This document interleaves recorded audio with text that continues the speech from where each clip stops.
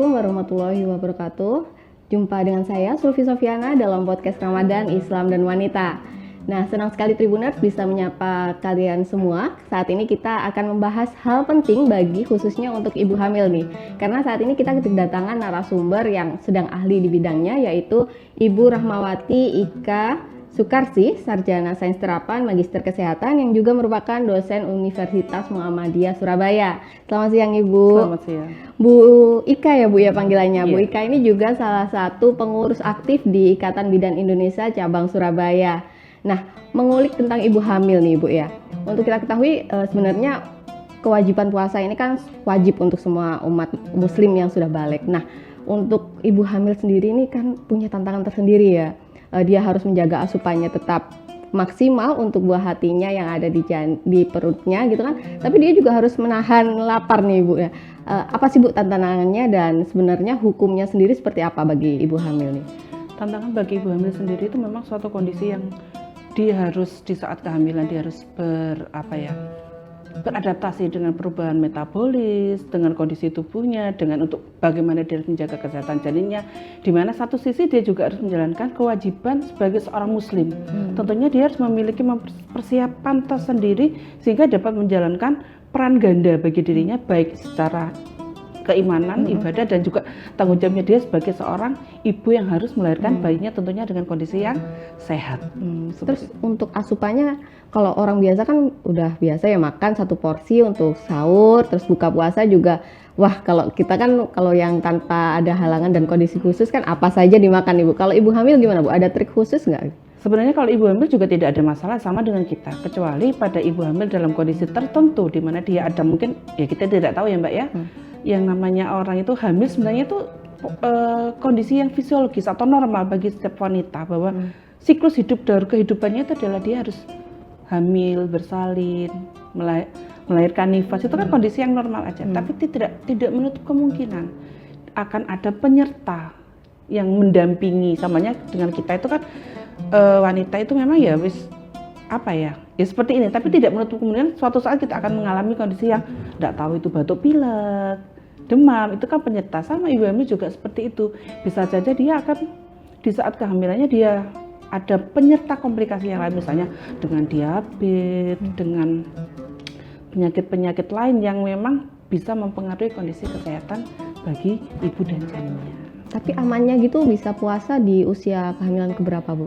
Semua aman sepanjang memang kita persiapkan dulu ibunya. Ketika dia di trimester 1, 0 sampai 3 bulan dia tidak mengalami mual muntah, dia merasa enjoy, bisa makan, maksudnya tidak ada pantangan ya tentunya ya, dan dia tidak ada keluhan yang berlebihan, dia bisa puasa. Di trimester 2 saat dia 4 sampai 6 bulan, dia sudah mulai beradaptasi, dia sudah moodnya sudah bagus, juga bisa puasa. Apalagi semester akhir juga boleh.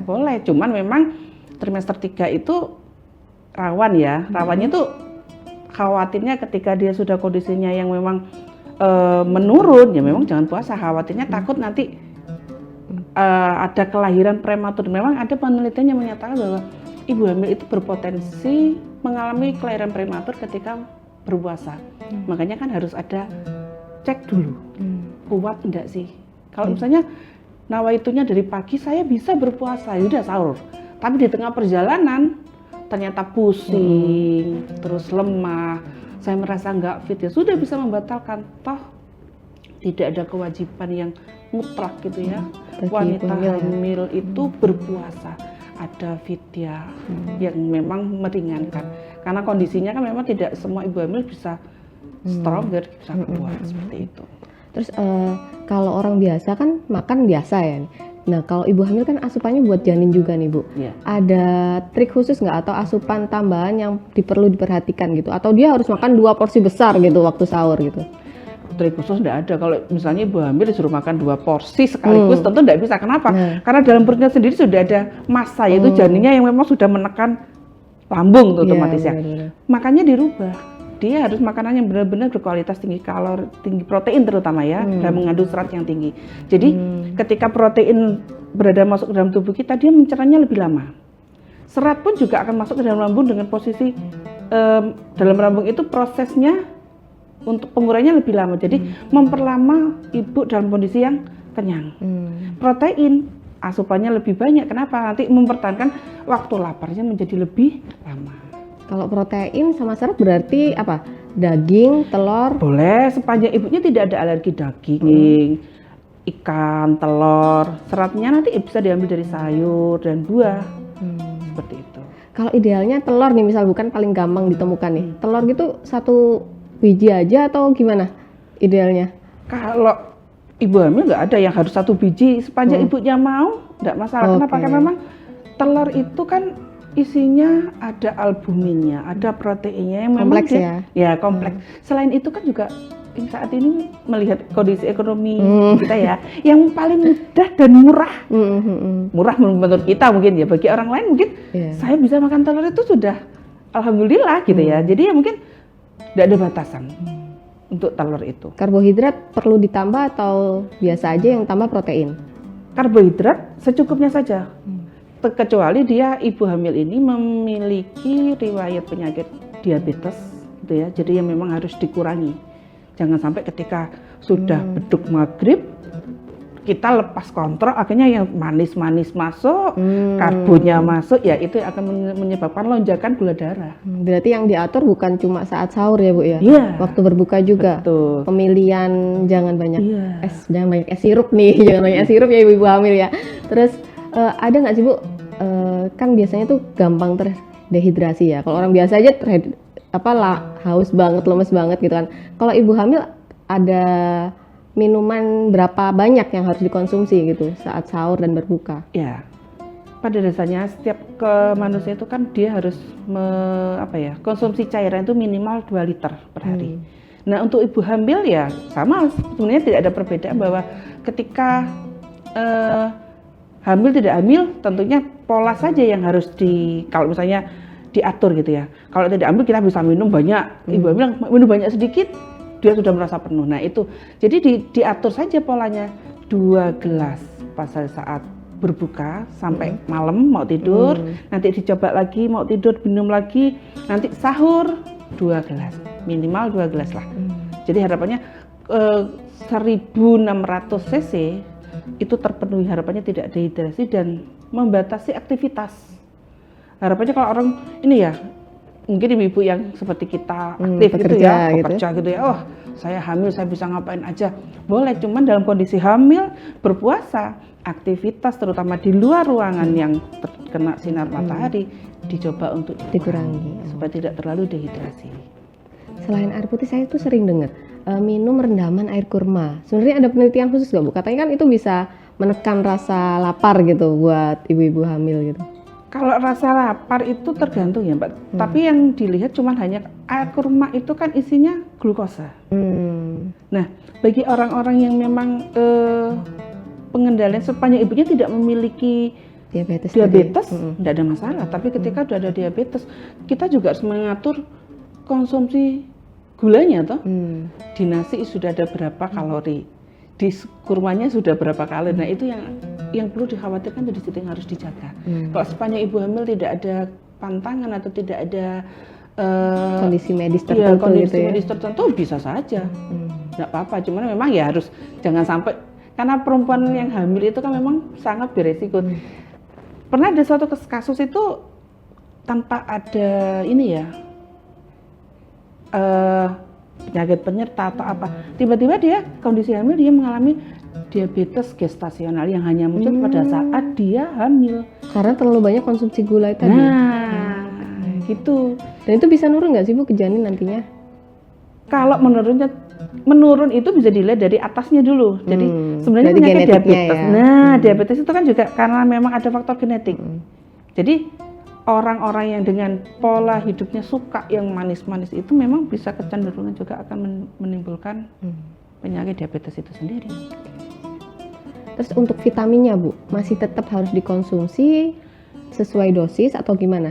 Untuk ibu hamil, saran ya tetap vitamin harus diminum sesuai dengan anjuran. Asam folat ya? Asam folat, sulfat ferrosus, tambah besi itu, tablet tambah besi itu ya, itu yang memang wajib dikonsumsi setiap hari. Idealnya kalau zat besi, tablet zat besi sama itu waktu sahur atau berbuka? Kalau untuk tablet tambah besi ya, sulfasferosus itu Fe itu minumnya malam hari. Kenapa? Karena akan menimbulkan terutama reaksi mual. Jadi kalau misalnya trimester 1 ya diupayakan tetap malam hari. Nah, kenapa sih kita itu membuat malam hari itu dengan selain efek menekankan efek samping itu juga nantinya itu ibunya terbiasa minum sebelum tidur karena memang rasanya agak kurang enak ya bagi ibu hamil, terutama apa ya, ibu hamil yang kadang-kadang ada rasa mual, sensitifnya gitu sensitifnya ya, muncul tuh kan malah nggak terminum ya, jadi harapannya ketika dia minum habis itu terus dia tidur. Nah, kondisi yang memang kalau memang tablet Fe itu memang program pemerintah yang setiap ibu hamil itu minimal minum 90 tablet selama 1 siklus kehamilannya itu. Kenapa? Karena memang pada trimester kedua itu ada terjadi hemodilusi, ya, di mana darah itu dilakukan pengenceran besar-besaran dan memang ibu akan jatuh dalam kondisi yang anemi. Apalagi dengan kondisi yang berpuasa, ibu di trimester 2 tidak minum tablet tambah besi dan pemenuhan pola nutrisinya tidak bagus, ibunya juga akan berbahaya bagi kesehatan ibu dan jadinya seperti itu. Jadi sebenarnya kalau suplemen nggak perlu ada tambahan lagi ya Bu ya? Sudah suplemen yang dari bidan, puskesmas atau dokter aja itu ya? Iya, udah cukup itu. Nggak perlu ada tambahan lagi gitu? Udah cukup. Tidak, ibunya juga makanan yang bergizi, yang sehat itu pun sudah cukup. Nggak perlu mahal kan? Makan itu tempe, tahu, itu kan juga sudah mengandung protein.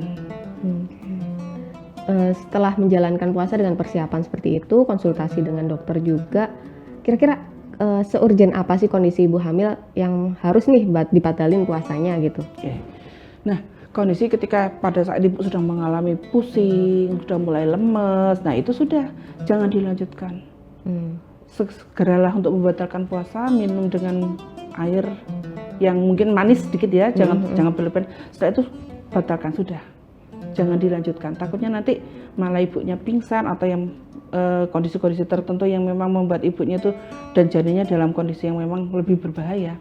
Jadi ibu hamil setidaknya harus tahu kondisinya sendiri ya Bu ya. Soalnya kan kalau orang puasa kan pasti lemes ya. Pastinya itu ya. Jadi di kondisi saat mungkin jantung ada berdebar juga gitu atau gimana Bu? Yang biasanya sering itu karena saya juga pengalaman, saya juga seorang perempuan yang sudah hamil 2 kali gitu ya.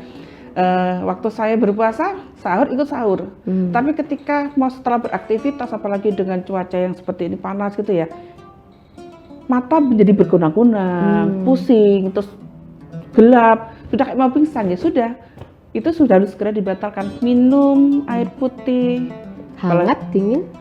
Tergantung Ibunya seperti tergantung apa, ibunya maunya apa. Karena pada saat hamil itu memang kondisi yang ini ya, yang memang sudah gangguan khusus buat ibunya lah. Jalur khusus kalau udah hamil itu memang sudah. Karena ada slogan yang begini, saya pernah ketemu dengan seorang sama tenaga kesehatan gitu ya. Ibu hamil itu sudah kondisi yang ibaratnya jalan tol. Mau makan boleh sepanjang dia tidak ada penyerta gitu ya. Kenapa? Karena kehamilan sendiri itu sudah merupakan beban bagi dia. Ya walaupun diinginkan ya, tapi dia harus membawa untuk tubuhnya. Untuk tubuhnya, untuk psikologisnya dia sudah merasa aduh, bagaimana kok? Makanya perlu dipersiapkan itu. Jadi ketika dia dalam kondisi berpuasa yang mungkin dia mengalami kelelahan, dia mau minum es, mau minum hangat, mau minum apa, silahkan bebas saja. Tapi jangan terlalu yang over. Harus tahu kondisinya sendiri itu. Terus untuk biar gak sampai kejadian kayak gitu tadi memang harus dikurangi intensitas keluar gitu ya Bu ya? Atau bisa tetap olahraga mungkin Bu? Olahraga boleh, tapi tidak yang ini ya, yang terlalu berat ya. Karena walaupun tidak berpuasa, ibu hamil pun juga olahraga boleh, tetapi yang memang khusus untuk ibu hamil. Karena olahraga sendiri ketika berlebihan juga bisa merangsang kontraksi dan bisa melahirkan prematur. Contohnya apa Bu olahraga dengan Yoga. Jalan kaki? Oh yoga. Yoga, latihan teknik pernafasan, itu kan sudah cukup. Kalau hanya untuk apa ya? Sebenarnya kalau ibu hamil memang yang penting yaitu persiapan untuk melahirkan teknik relaksasi, terus pernafasan, seperti itu. Itu di semester berapa? Kalau yoga biasanya semester 3 ya Bu ya baru bisa ya? Semester 3? Trimester 2 sudah bisa dimulai. Kalau bisa. trimester 1 itu kan rawannya takutnya itu ada apa ya, keguguran apa terlalu ini ya. Jadi kalau sepanjang dia tidak ada yang namanya kontraksi, bisa di trimester 2. Justru malah di bidan-bidan tuh ada yang kelas hamil itu. Yoga di senam yoga, senam hamil di bidan itu sudah diajarkan. Harapannya apa ya? Ibu itu bisa melahirkan dengan mudah. Kenapa? Karena memang melahirkan itu kan apa ya Mbak Sylvia? Tidak ada teorinya ya, tidak ada bukunya ya. Dan itu kita sendiri yang mendapatkan harus pengalaman. dipersiapkan Kita sendiri. sendiri yang menyiapkan itu gitu loh. Dan pengalamannya belum tentu orang lain itu sama dengan pengalaman yang akan kita hadapi itu. Nah itu kita kalau di kebidanan diajarkan bagaimana ibu hamil yang akan menghadapi persalinan itu, kalau mau bersalin bagaimana prosesnya dijelaskan. Dan olahraga untuk persiapan hamil ini juga sebenarnya aman selama puasa. Iya. Karena memang tidak membutuhkan kalori banyak gitu. Iya. Lebih ke teknik. Ke teknik saja, karena memang kita fokusnya nanti ketika persiapan persalinan, jangan sampai ibunya ketika proses persalinan ada panik. Nah itu yang akan kepanikan ibu terhadap proses persalinan itu sendiri akan menghambat. Karena memang ada, kalau di persalinan itu ada 5P, power, passage, passenger, psike, dan penolong. Kalau secara psikis ibunya sendiri sudah panik, sudah ini, maka akan terjadi permasalahan sendiri dalam proses persalinan itu. Jadi sebenarnya ibadah puasa ini sama sekali tidak mengganggu persiapan melahirkan ya Bu ya? Tidak ada. Justru kalau memang di manajemen dengan baik, semuanya masih bisa dilakukan. Bisa. Termasuk asupan gizinya, olahraganya itu ya. Oke. Justru malah kalau berpuasa itu lebih kita itu merasa ke psikologisnya ya. Sepanjang tidak ada ini ya, tidak ada komplikasi ya. Ibunya menjadi lebih tenang, mendekatkan diri sama Allah sambil berdoa. Harapannya kan tentunya ibu hamil itu memiliki harapan, saya bisa melahirkan dengan spontan, tanpa ada halangan, anak saya sehat. Nah di momen Ramadan ini kita bisa lebih mendekatkan pada Allah. Harapannya itu bisa kita panjatkan. Ngomongin ibadah nih Bu, berarti kan biasanya sebagai umat muslim banyak ibadah-ibadah sunnah atau ibadah-ibadah tambahan yang dilakukan nih selama Ramadan kan. Bisa jadi dia sholat tahajud atau mungkin sholat sunnahnya ditambah gitu ya Bu ya. Belum lagi ada dia ingin berdoa waktu di malamnya gitu kan. Sebenarnya ada batasan nggak sih buat ibu hamil? Barangkali dia butuh waktu tidur yang lebih maksimal di malam hari atau jangan terlalu diforsir untuk gerakan sholatnya atau gimana Bu? Kalau ibadah sholat sih sebenarnya nggak ada masalah. Justru malah pola istirahat yang harus diatur itu sepanjang ibu, kalau misalnya siang, harapannya ada waktu kurang lebih 1-2 jam lah ibu untuk bisa beristirahat. Entah itu tidur, entah dia hanya rebahan, yang penting tidak beraktivitas. Nah untuk malam, harapannya jam 9, 10, ibunya sudah harus bisa istirahat. Dan itu diupayakan paling tidak sampai jam 3 gitu ya. Kan 6 jam, 6-7 jam dia beristirahat. Insya Allah jam 3 dia bisa sholat tahajud, Sebelum bisa sahur gitu ya. Sebelum sahur itu kan lebih makbul gitu ya. Jadi bisa ibadah dengan baik, dia juga bisa melaksanakan tugasnya untuk sebagai ibu hamil, untuk misalnya mau puasa, mau apa dengan aktivitasnya, dia istirahatnya sudah terpenuhi dengan bagus. Jadi habis taraweh nyiapin sahur langsung tidur aja gitu ya Bu ya? Ya, kurangin nonton drakornya ini. Nah, Bu, drakornya itu jangan sampai banyak-banyak gitu ya. Berubah sekarang. Bener. Oke, siap. Salah satu yang jadi kekhawatiran biasanya ibu hamil kan dengan kondisi yang baru di saat puasa, dengan manajemen yang berbeda lagi. Biasanya kan ibu tuh rawan stres, jangan bilang psikis gitu ya. Ada nggak sih Bu tipsnya biar ibu-ibu ini bisa manajemen stresnya dengan baik gitu? Pada dasarnya setiap manusia itu mesti ada stres. Karena memang kita hidup di dunia itu mesti akan ada masalah. Nah, itu yang perlu diselesaikan. Tetapi ibu itu butuh seseorang, atau untuk menghadapi stres nggak mungkin kita sendiri. Selain kepada Allah, tentunya kita butuh teman untuk menyelesaikan ya. Nah, carilah teman yang memang bisa dijadikan partner atau tempat curhat. Ya, saya punya masalah ini. Harapannya dia bisa menyelesaikan. Jangan sampai stres itu terpendam sendiri, yang akhirnya membuat dirinya menjadi sakit. Seperti itu. Jadi support system memang tetap ya harus ada saat kepada puasa suami. Nah, suami, ibu, keluarga itu kan memang butuh sekali dukungan untuk dia bisa melakukan di momen Ramadan untuk bisa ibadah dengan dukungan suami. Ayo kamu bisa melakukan ini. Itu kan ada seperti semangat gitu ya. Oh, aku pasti bisa. Walaupun rewardnya hanya kamu jempol. Itu kan sudah belum lagi nanti ada buket atau apa gitu ya. Itu kan sudah dengar bapak dengar. Nah, itu kan, walaupun cuman ya tidak semua orang mungkin bisa mendapatkan buket gitu ya. Iya, benar, Dapat, benar. wih kamu hebat, kamu jempol, kamu bisa melakukan seperti ini. Anak kita nanti jadi orang yang soleh. Dapat afirmasi Nah, dari itu kan dukungan keluarga tuh. pengakuan kepada ibu hamil. Jadi, oh ternyata saya bisa, dan itu membangun kepercayaan dirinya. Barangkali kan soalnya mungkin ibu hamil ada kekhawatiran nanti kalau aku puasa nggak kuat, nanti janinku kenapa. Support system dari keluarga ini, dan pastinya tidak memaksa ya ibu ya. Iya. Nah yang terlebih lagi kan Allah itu sesuai dengan penafsiran kita sendiri gitu ya. Jadi kalau kita sudah negatif thinking, nah itu yang akan terjadi. Makanya kita bagi ibu hamil yang ingin berpuasa, semangat, saya bisa, saya tetap mampu. Nah, jalani ibadah puasa seperti biasanya. Tentang nanti di tengah perjalanan kondisi kita bagaimana, melemah, kita nggak kuat, kita bisa hentikan itu, tetapi setidaknya kita sudah dapat pahala niat kita untuk beribadah. Penutup nih Bu, pesan khusus buat ibu-ibu hamil yang sekarang ini sudah menjalankan puasa nih Bu, supaya ibadahnya dapat, sehatnya dapat, gitu kan Bu. Apa nih Bu pesannya buat para ibu hamil? Atur pola makan yang pertama. Pastikan kondisi kesehatan ibu itu mampu atau bisa untuk digunakan atau dalam melakukan ibadah berpuasa. Yang kedua, pastikan tidak ada penyakit penyerta atau kondisi yang memang dilarang untuk berpuasa. Nah, untuk tahu itu ibu harus melalui konsultasi dulu ke bidan, ke dokter bahwa ibu hamil boleh berpuasa. Selanjutnya, jaga pola makan, atur pola makan. Tingkatkan asupan protein, yang makanan yang mengandung serat, jaga pola aktivitas, serta jaga waktu untuk beristirahat yang cukup. Oke, siap. Manajemen dan support sistemnya juga Ya, diharapkan. itu harus penting memang. Terima kasih ya Bu Ika, membuka wawasan kita tentang bagaimana sih persiapan ibu hamil, khususnya buat Tribuners sekalian yang bukan cuma ibu hamil nih, buat support system bapak-bapak, ibu dan keluarga sekalian ya Ibu ya. Semoga materi kita kali ini bisa memberikan wawasan yang lebih dan bermanfaat bagi Tribuners sekalian, dan kita akan jumpa lagi pada podcast selanjutnya dengan tema yang lebih menarik. Terima kasih ya Bu Ika.